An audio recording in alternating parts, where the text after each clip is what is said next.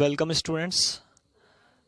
आज हम बात करेंगे थ्योरी ऑफ कंपनी के नेक्स्ट पार्ट की, जिसका नाम है memorandum of association. Memorandum of association क्या होता है और इसका मतलब क्या होता है, उसके बारे में हम डिस्कस करेंगे। इसकी डेफिनेशन, इसका मीनिंग और इसका पर्पस क्या है वो हम पढ़ेंगे आज। तो मेमोरेंडम ऑफ एसोसिएशन के बारे में पढ़ेंगे कि मेमोरेंडम ऑफ एसोसिएशन क्या होता है और उसके बारे में क्या क्या क्या क्या इंपॉर्टेंस है कंपनी के लिए। तो सबसे पहले बात करते हैं मेमोरेंडम का मतलब। Memorandum means memorandum of association of company. Memorandum का मीन होता है मेमोरेंडम ऑफ एसोसिएशन किसी भी कंपनी का। सेकंड पॉइंट, फ्रेम क्यों होता है, अल्टर्ड क्यों होता है, क्योंकि ये कंपनी के बारे में बताता है। अल्टर्ड मतलब चेंज भी हो सकता है टाइम टू टाइम। ये फ्रेम होता है और चेंज भी हो सकता है जैसे जैसे टाइम टू टाइम इसकी जरूरत पड़ती है। थर्ड पॉइंट बता रखा है, इन pursuance of any previous company law और ऑफ दिस एक्ट। क्यों चेंज होता है, या तो कोई कंपनी लॉ में चेंज आना या कंपनी लॉ में कोई अमेंडमेंट होना, उस कारण से मेमोरेंडम चेंज होता है। तो डेफिनेशन में हमने यही पढ़ा, मेमोरेंडम का मीन्स मेमोरेंडम ऑफ एसोसिएशन, और ये टाइम टू टाइम फ्रेम होता है और अल्टर होता है, टाइम टू टाइम चेंज होता रहता है, और किसी भी कंपनी लॉ या किसी भी कंपनी एक्ट के अकॉर्डिंग चेंज होता रहता है ये। इसके बाद बात करेंगे meaning of MOA, meaning of memorandum of association. अब इसका मीनिंग बताते हैं कि ये क्या कहता है, इसका मतलब क्या होता है, ये क्यों है। It is the charter of the company. Charter का मतलब ये एक सुपीरियर है कंपनी का, इसके अंडर में company rules and regulation follow करती है। चार्टर का मतलब सुपीरियर पावर कह लीजिए, सुपीरियर पावर कह लीजिए, जिसके इंस्ट्रक्शन को कंपनी फॉलो करती है, जिसको फॉलो करके कंपनी आगे बढ़ती है, अपने बिजनेस को कंटिन्यू करती है।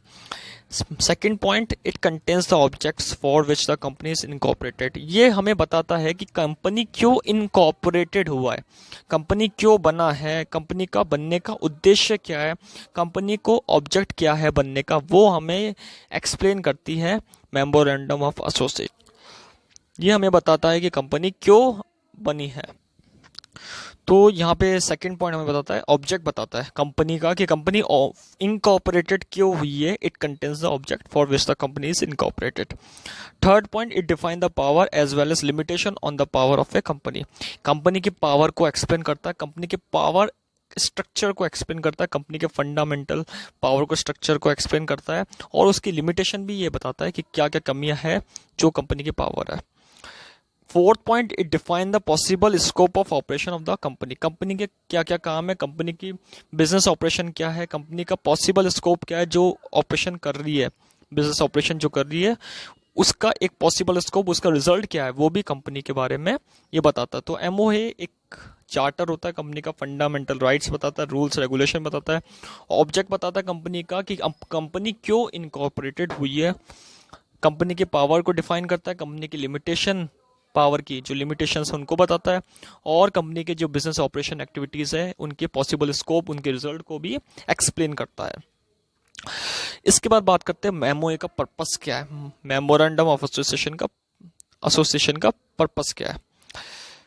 दो पर्पस मेनली है। First, for third parties. Third parties का मतलब जो बाहर के स्टेक होल्डर्स है, जो कंपनी में इन्वेस्ट करना चाहते हैं या कंपनी के साथ जुड़ना चाहते हैं, उनके साथ क्या पर्पस है, उनके लिए क्या पर्पस है। For third parties, to provide information to the third parties as to whether the contract they are intending to enter into with the company are with in the object clause of the company और not.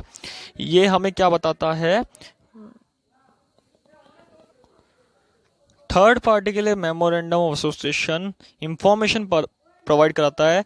जब भी contract करते हैं third party company से, तो company के बारे में बताता है, कंपनी के साथ कंपनी का क्या ऑब्जेक्ट है, कंपनी का ऑब्जेक्ट क्लॉज क्या कहता है, कंपनी बनी क्यों है, कंपनी का क्या स्कोप है, कंपनी की क्या पावर है, उसके बारे में इंफॉर्मेशन थर्ड पार्टी के लिए, थर्ड पार्टी को देता है।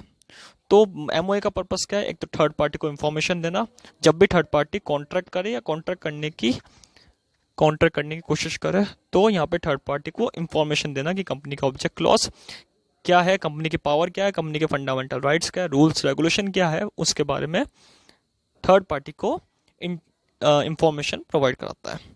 सेकंड पॉइंट है for share holder. Share holder के लिए एमओए का पर्पस क्या है, शेयर होल्डर के लिए एमओए का पर्पस ये है to provide information to the intending shareholder regarding the purpose for which his money is going to be used by the company and the amount of risk he is taking in making the investment. Shareholder जो investment करता है company में अपना interest investment करता है, company के shares को purchase करता है, कंपनी के शेयर्स को खरीदता है और कंपनी में मनी का इन्वेस्टमेंट करता है, तो उसको इंफॉर्मेशन देते हैं कि कंपनी आपके मनी का, आपका जो इन्वेस्टमेंट का मनी है उसका क्या यूज़ करेगी, कहाँ पे इन्वेस्टमेंट करेगी, किस किस का इन्वेस्टमेंट करेगी, कितना अमाउंट का इन्वेस्टमेंट करेगी और उसका रिस्क क्या है, प्रॉफिट एंड लॉस के चांसेस क्या क्या है, प्योर रिस्क है, स्पेकुलेटिव रिस्क है, उसके बारे में भी कंपनी एक्सप्लेन करती है।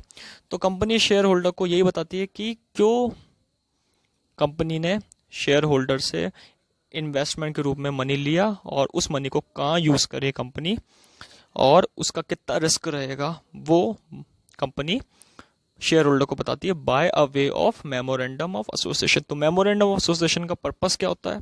एक तो थर्ड पार्टी के लिए इंफॉर्मेशन प्रोवाइड कराना कि जब भी कॉन्ट्रैक्ट में एंटर करे कंपनी के साथ कि कंपनी का ऑब्जेक्ट क्लॉज, कंपनी के रूल्स रेगुलेशन पावर्स ये क्या क्या है, और शेयर होल्डर के साथ कि कंपनी के साथ जब भी इन्वेस्टमेंट करो तो आपके मनी का कितना यूज़ होगा, कंपनी आपके मनी का कहाँ पे लगाएगी, कौन से सेक्टर में लगाएगी और उसका कितना रिस्क रहेगा, वो उसको भी एक्सप्लेन करता है। तो आज हमने एमओए के डिफाइन, मीनिंग एंड पर्पस को यहाँ पे डिस्कस करा है।